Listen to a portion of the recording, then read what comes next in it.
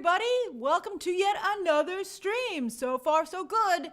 Tomorrow's stream will be earlier. It'll be around noon, just so you know, unless some big story drops. But tomorrow's stream will be around noon.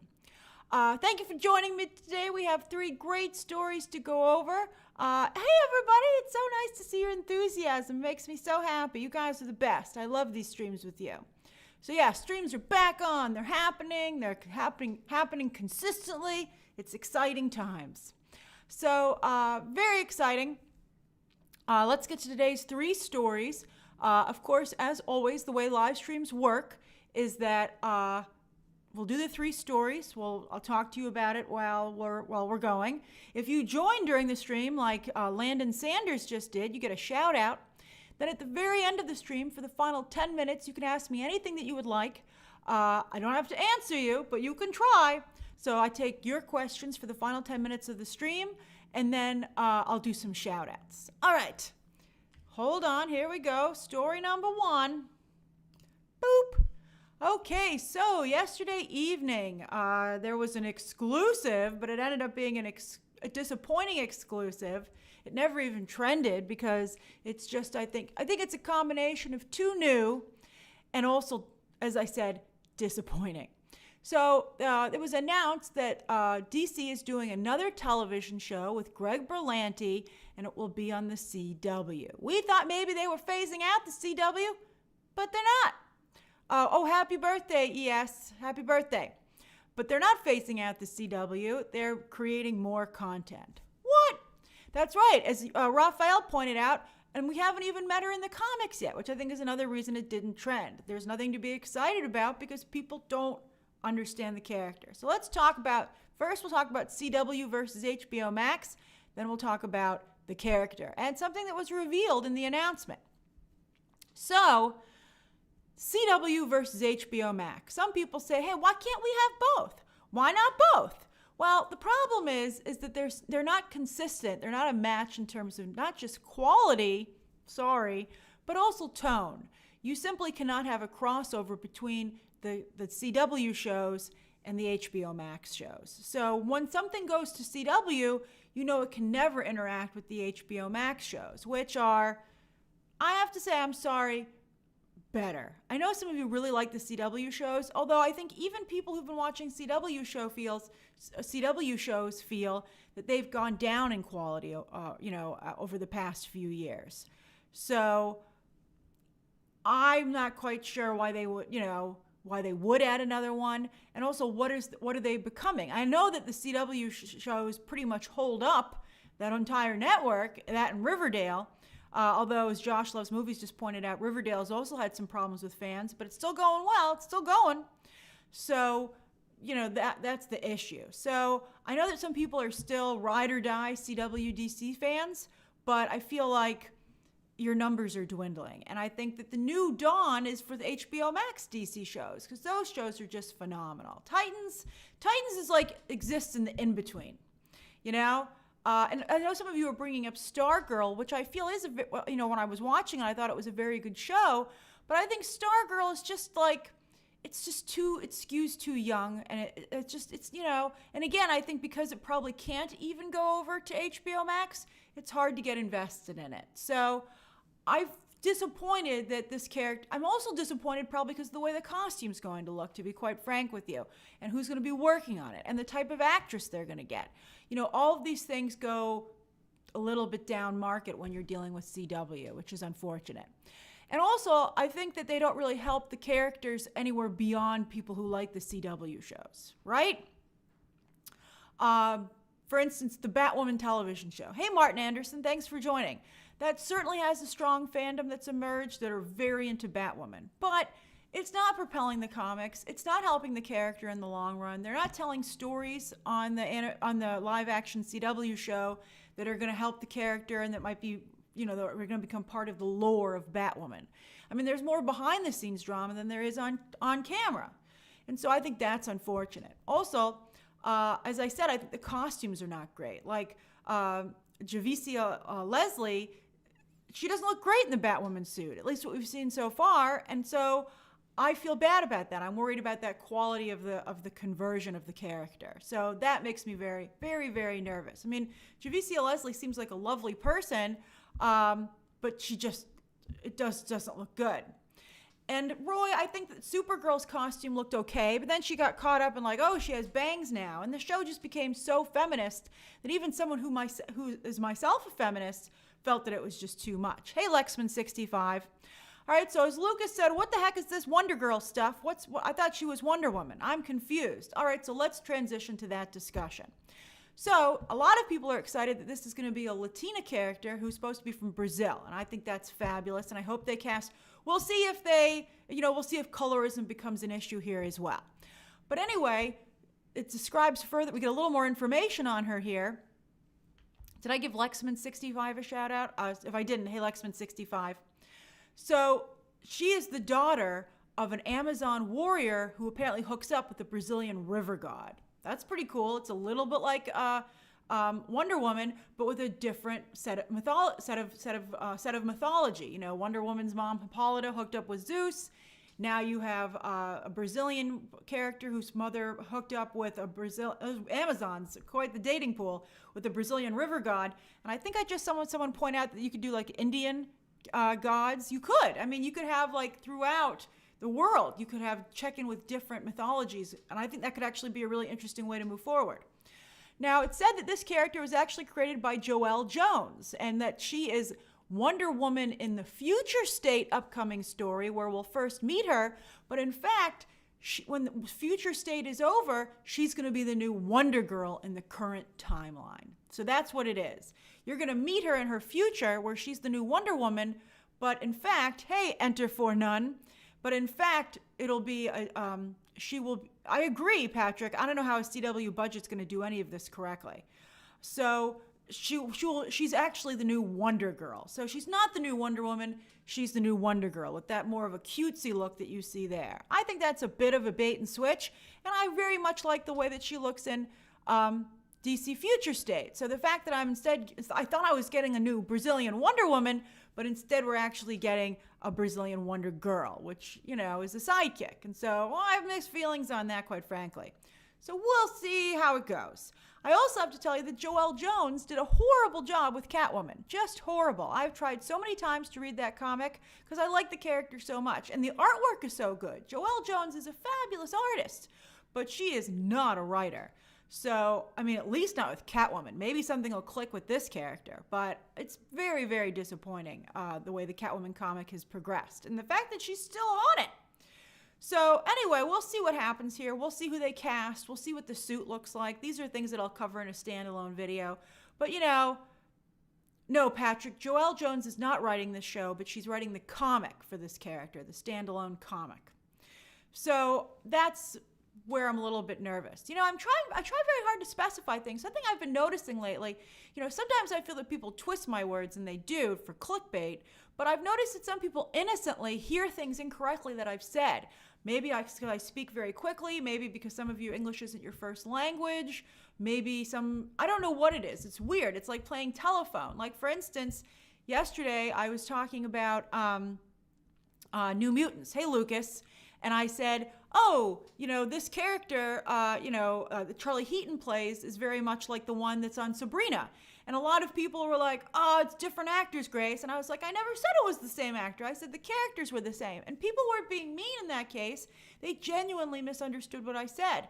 And today I was talking about the Snyder Cut and how it will be at some point in black and white for you to see. And some people were like, oh, are you saying that it's going to be released on HBO Max in black and white? And I very specifically say in the video that it will be on HBO Max in color, but it'll be in black and white at some point where you will see it as a whole. And so it's just interesting to me. I'm going to try and really make things clear going forward, but I'm just surprised to see some of the things misconstrued in a very innocent way. So it's, Juan said English is my second language, and I admit that sometimes I confuse what you say, and that's totally understandable. So I think that sometimes I think that the internet creates a more global audience, which I adore, and I think it's one of the best things about the internet. But I think this is like a new wrinkle that I think maybe nobody's even caught on to yet. Like, for instance, when people said that what was it? What was the thing that they said about Zendaya when she won, right? That she was the, remember it was something like it was some kind of slang for somebody who's an awards winner. And people were, oh, she was the upset, right, Megan? There was an upset. And, a newspaper had said that Zendaya was an upset win. And people misconstrued that because they didn't understand the terminology, and they got very upset. Hey, poet of the city. They didn't understand that that's a common term where it's a surprise win, wasn't expected to win. And people were like, I'm not upset about it. So I thought that was really, really interesting. The term isn't rude at all, Roy. The term upset is an exciting term. Like, wow, you really surprised everyone. So I just thought that was funny. LJ, if you say that I'm having a blonde moment one more time, I'm going to block you because I'm not having a blonde moment, and I just don't know why you're saying that. So I think you're being not nice. All right, but I'll give you the benefit of the doubt, so I won't block you right now. All right, so anyway. Very interesting stuff. So let's move on to the next story of the day, which is also DC related, by the way. All right, hold on. Boop. All right, story number 2. I'm going to keep an eye on LJ Brown. He might troll a little bit more, but I might miss it, but I'll get him eventually. All right, so anyway, but we're trying to be nice because maybe he's not trolling. Maybe LJ's not trolling. All right, so anyway, story number 2. The Batman spinoff today lost its showrunner, which was surprising. You would think something like that, who wouldn't want to be involved in it? But in fact, there's a very clear reason as to why Terrence Winter left the show. Now, they're saying it's due to creative differences. I would suspect that he maybe picked a fight to get off this show because he had another big headline yesterday that in fact almost made it into yesterday's stream. Hey, Alexander Cruz, so I'm backdooring it into this one. So, Terrence Winter was supposed to do this show. And also it was said that Gotham Central is what they're calling it. That's the working title of the show. And so this is a Batman prequel about what was going on in the GCPD before Batman shows up in the Batman movie. So you might have seen this. I know some of you saw this headline. Terrence Winter has just got a Dial M for Murder anthology show off the ground. And when I read that headline, I was like, wow, how is he going to do 2 big shows like that? And here's your answer. He got himself kicked off of the Batman. Hilarious. So what's this Dial M for Murder show? So Alicia Vikander will star in yet another Hitchcock remake. It's Hitchcock Mania, everybody. So Netflix just redid Rebecca, and they're also redoing Strangers on a Train. And now Terrence Winter is doing a whole television show based on not just the Alfred Hitchcock movie, but also the play, Dial M for Murder. What's the twist? It'll be told from the wife's perspective. It'll be told from the perspective of the wife. In the movie and in the play, it's her husband, and you follow him and his idea on how to kill his wife and, how he enlists people to try and get it done. It's very interesting. It's a pretty good movie. If you watch it, it's very good. It's Technicolor. It's gorgeous. It's one of Grace Kelly's early Hitchcock films. But it's very much like a play. It plays very much like a play. So I'll be interested to see how they could possibly expand that, especially if the wife is totally unaware that her husband wants to kill her. I don't know how interesting a show that could be if you tell it from her perspective. For 6 episodes, she thinks things are awesome until the fateful episode 7 when someone tries to kill her. So we'll see what changes he decides to make. That's right, Mika. It was released in 3D. That was pretty cool. A very cool murder scene. Well, I don't want to ruin it for you. It's a great movie. You should check it out. It's not one of my favorites, but it's really good. So I think this comes on the current trend of Big Little Lies, The Undoing, Little Fires Everywhere. Great stuff, by the way. So I think it's very smart that, to take that and put a Mad Men or Queen's Gambit, if you want something that's more current, twist on it, because of course the story again was in the 1950s, and the story wouldn't work as well if it was a different time period. I'm not going to ruin anything for you, but it would be, I think, hard to redo it. I think no network is attached just yet. They're shopping it around, and maybe networks were like, how are we going to do this show if you're doing the Batman? So Terrence Winter's like, problem eliminated. I think Alicia Vikander's very talented, and I think it'll matter who else is in the cast. Who plays the husband, who plays her lover. It'll be very interesting. I thought she was great in Tomb Raider, but she hasn't really clicked in anything else that she's done. So I don't know if she's the best Grace Kelly substitute. But maybe they're going to do something totally different with the role. It'll be very interesting to see. All right, so that's the second story of the day. All right. The third story of the day, boop, baby. Always get a boot, baby, for story number 3. All right, so we wondered if another studio would make a deal with Universal, just like AMC has. So now Cinemark was like, all right, we'll do it. So Cinemark has now signed on, and we got a little bit more details about what this deal is like. So yes, this is now AMC and now Cinemark have agreed to a shortened theatrical release window. It's in the past, they shortened it to digital around 70 days. That's where it was in the past. Physical copies, are still 30 days, still 90 days, 3 months, and digital copies are about 70 days. But they're getting it down to a much smaller number. So we knew before that 17 days was the deal, 17-day theatrical window if Universal would choose to exercise that option with AMC. But the new wrinkle is that it was revealed that if a movie opens under $50 million, not a problem during the pandemic, then it's the 17-day deal. But if a movie were to open over $50 million at the box office, say post-COVID, then it would have to be 31 days until it could be available on digital. So that goes from 17 to 31. It's like about a half a month to a full month. I'm surprised that there are provisions built into this deal for a post-COVID world. I would think these deals would be over post-COVID, but maybe this will keep the mid-range, the middle. I can't imagine. Would any of you, I would because I'm a movie reviewer, but would any of you pay to see a movie in theaters that you knew you would get in just a month on streaming? I think that the number of people who would do that is so small that it's not good. But Diego, they would never do it with a major blockbuster. So we're talking about mid-range movies.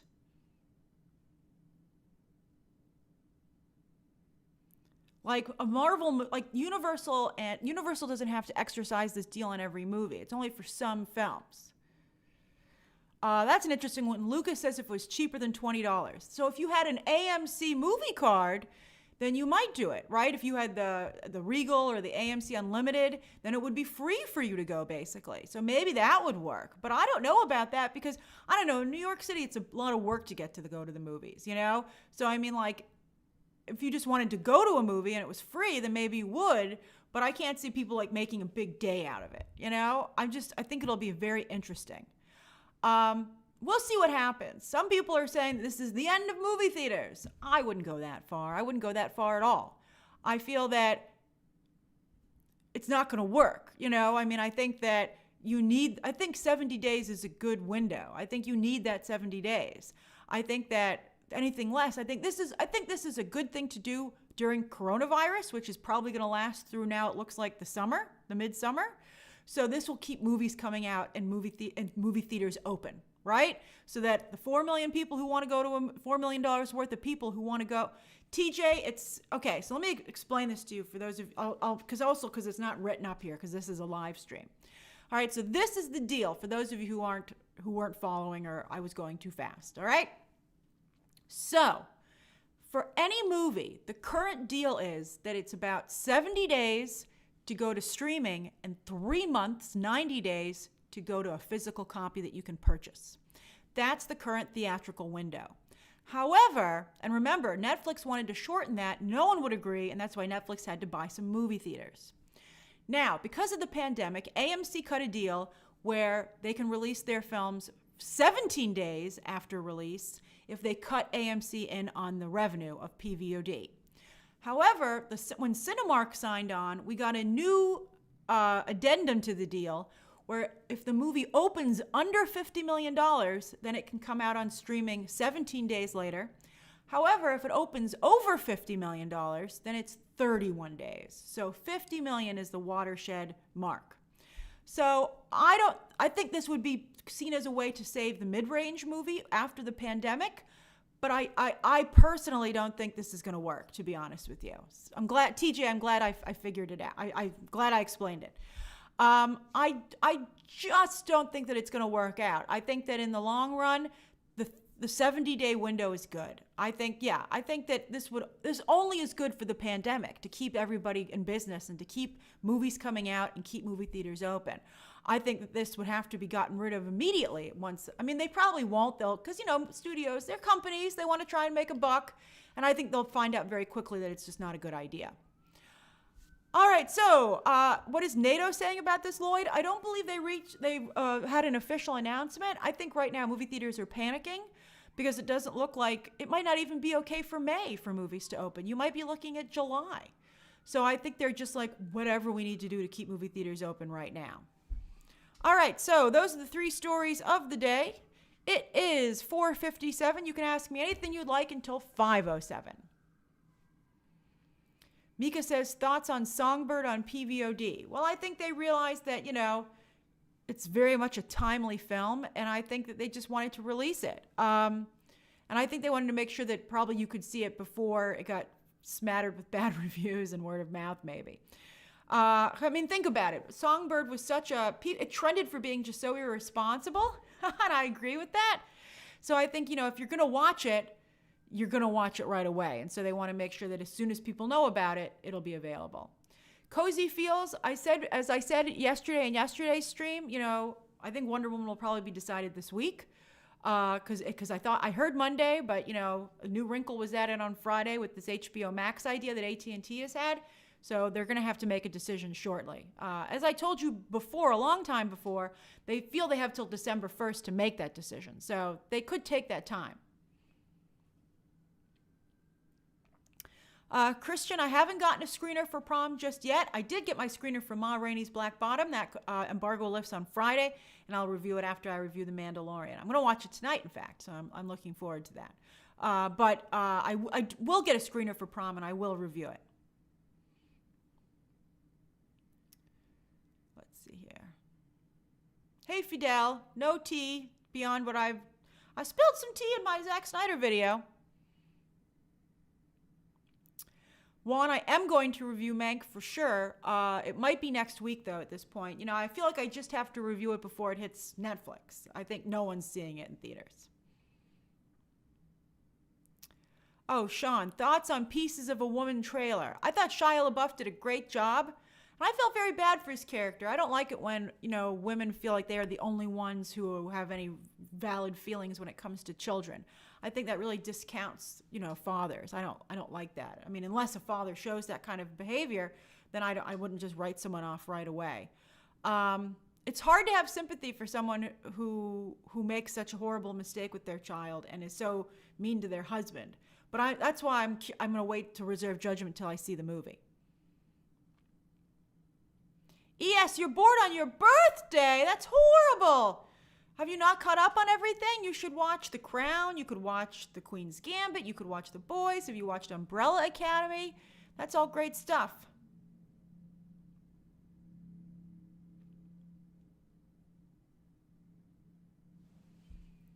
Let's see here. Dana O'Leary says, Grace, have you heard anything about the Black Panther 2 situation and Chadwick's death? Some strongly believe T'Challa is going to be recast. What are your thoughts about that? I haven't heard anything about him being recast. The double thing that I told you about, a digital double, I heard it from a second source after I was tweeting about it and said, stick to your guns. You're right that they are working on a digital double. Victoria Alonso just misunderstood the question, So as I tweeted, I think she felt we aren't going to do any full scenes, but we do have a digital double so that the character can make a brief return. That is being worked on. I think, never say never. This movie's very far away. These are early days on these stories. But I think that to recast Black Panther, I think to recast T'Challa would be a colossal disaster. I can't see them ever doing that. I think someone else will wear the suit. And I know that Shuri is going to be... Juan, was Victoria Alonso misinterpreted? So she was the one who was misinterpreted? That's very interesting. Yeah, I have a lot of haters who are quick to, it's so stupid. And you want to know why they're haters? Because they accuse me of making it up. If anyone else gets something wrong, it's like, Marvel changed their mind. Or, okay, so that story was incorrect. It's correct. But, but to be accused of something so stupid is ridiculous. It's just such a stupid accusation. It makes absolutely no sense. Yeah, Tabitha, it's nuts.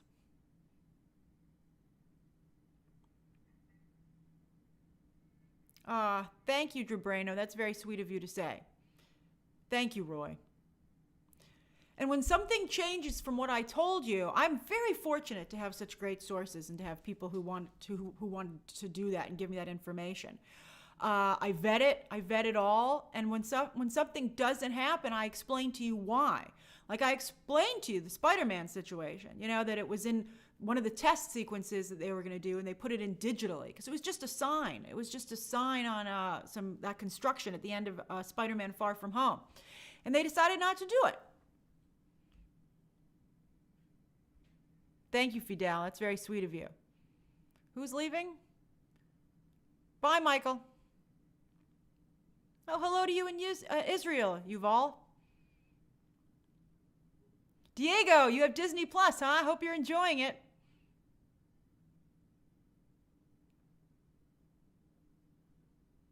Thanks, Karsten.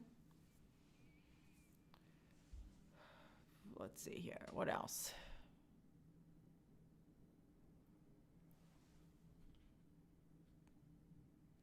One second. Let me check in on LJ. Let me see if he's causing a problem. No, not causing a problem. All right. Let's see here. Jonathan says, is Gillian Anderson a lock for an Emmy? Certainly an Emmy nomination. We got to see who else is in the category, but she's a strong contender. She's phenomenal on The Crown. Phenomenal. She's actually in a relationship with Peter Morgan, who makes that show. So that's why one of the reasons she got that.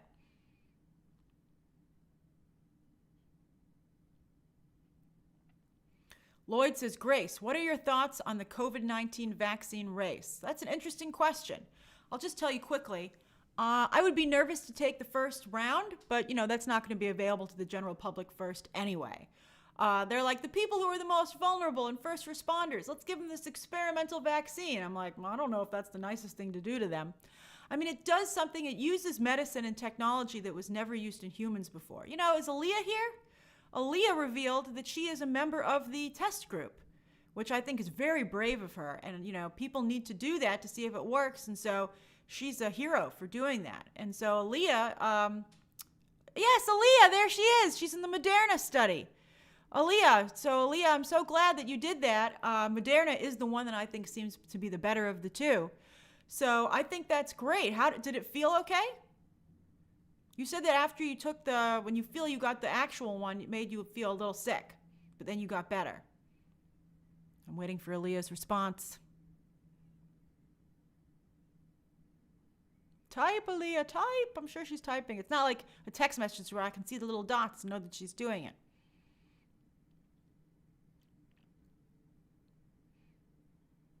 Did she write me a message on Twitter? Twitter? No. That's somebody else. I'll check it after. Did she write back? She was tired and achy after the second one. Oh, Noah, you're also participating in a COVID vaccine trial. Wow, you guys are heroes. You guys are great. That's wonderful. Oh, I'm so happy. And thank you so much for doing that. That's really commendable and brave of you. Just can't say enough nice things about you for doing that. So I'm glad that you guys have had good experiences, and you'll have to let us know. It's, you you would tell us if you were not doing okay. So I think that when vaccines become ready, it would be wonderful if people who are in these test groups shared their experiences to make it a little less scary for the rest of us. Because it is scary. It's scary to take something new like that. I'm curious to see how many times you need to take it, like how long it's good for. Like, for instance, they said the Moderna one could be kept in your own refrigerator, in your own freezer. So I wonder if people at some point would have to give themselves a vaccine every 3 months or something.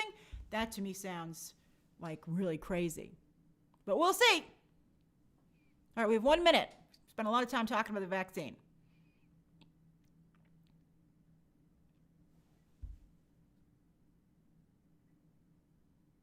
Oh, it is 5:07. I'll do 2 more questions anyway. Jeremiah, I'm going to try and review Selena. There's just so much going on right now. It's hard to know what to cover and what not to cover.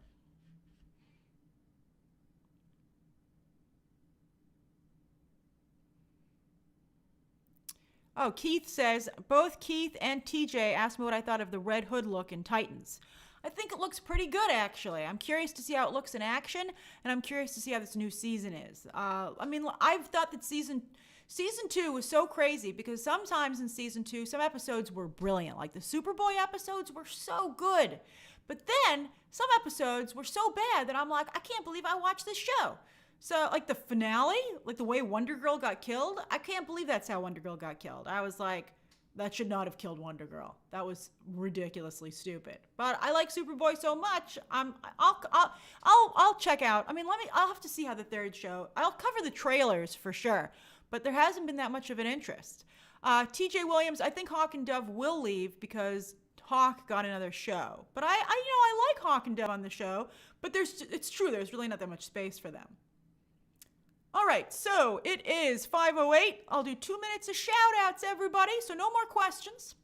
Please ask me, please let me know your name, where you are, what you're doing, so I can just get a little shout-out. Ivan says it's too crowded. Are you talking about this chat, or are you talking about Titans? Matt Damrich says it's Taco Tuesday and laundry. I have to do laundry today. Let's see here. Cesar Coronado, I love that name, is baking in gloomy Mexico. Oh, is it gloomy down there? I'm sorry to hear that. It's the holiday season. I hope it cheers up. Roy's in Westchester, keeping it real. Let's see here. Waffles is eating pasta on Long Island. Dancing Dog 60 says, in Boston, chilling with my kitty Cookie. Oh, that's adorable. Chris Christophers in his gorgeously lit boudoir in Belfast. Well, if there's a gorgeously lit boudoir anywhere, Chris, it's in Belfast. Let's see here. Oh, Enter Four Nuns, who just joined today, says PS5 and Miles arrived for me today. Hooray! Oh, that's fabulous. I hope you have a great time. Let's see here. Yuval is in Israel. I'm a manager at a local cinema. Oh, I'm sorry to hear it's closed. But I'm glad that they're keeping you safe, and I hope that the government or your business are helping to take care of you during this difficult time. Madeline says, sitting by the fireplace in Ohio. That sounds delightful. Jack Roche has a test tomorrow. Good luck. Let's see here. Amy's also celebrating Taco Tuesday. Oh, so's Carlos. Everyone's having tacos. Oh, man, I should have made tacos. I don't have anything for tacos. I can't do it, even if I wanted to. Hey, James in Michigan. Zeester is in Kuwait taking a break from applying for jobs. Good for you. Keith is having bacon and eggs for dinner. I love breakfast for dinner. So tasty. Jico says about to do some assigned reading after this stream. Our Hallucination says late night cake, eating for my mom's birthday in Holland. Oh, that's lovely. Oh, that's great. What kind of cake is it? Our Hallucinations. Let's see here. Joshua Olin is doing the dishes in Michigan. Good for you. Kyle Selby says, waiting impatiently for approval of my very first children's book. I'm so excited. You should be excited. Congratulations. You'll have to tweet me about it or DM me so I definitely see it. JJ Studio says, my actual name is Juan Jose and I'm from Chile. I'm watching Lord of the Rings to the Return of the King. Wow, that's quite the marathon. I'm watching Lord of the Rings, The Return of the King. The full title, good for you, Juan, and eating chips. That sounds great. Oh, Our Hallucination says it's carrot cake. Carrot cake is delicious. Oh, wow, your mom has good taste. Oh, it's 5:11. See, I like talking to you so much, I stayed a little longer. All right, everybody, remember the stream will be around noon tomorrow, okay? Noon Eastern Standard Time. Oh, and we have one more here. Let's see here. Anna says, my name is Annalie, working at my print shop, and Anna is at home and working on homework in Indiana. Oh, you guys paint such lovely pictures. All right, I'll see you tomorrow, everybody. Goodbye. Goodbye. Bye.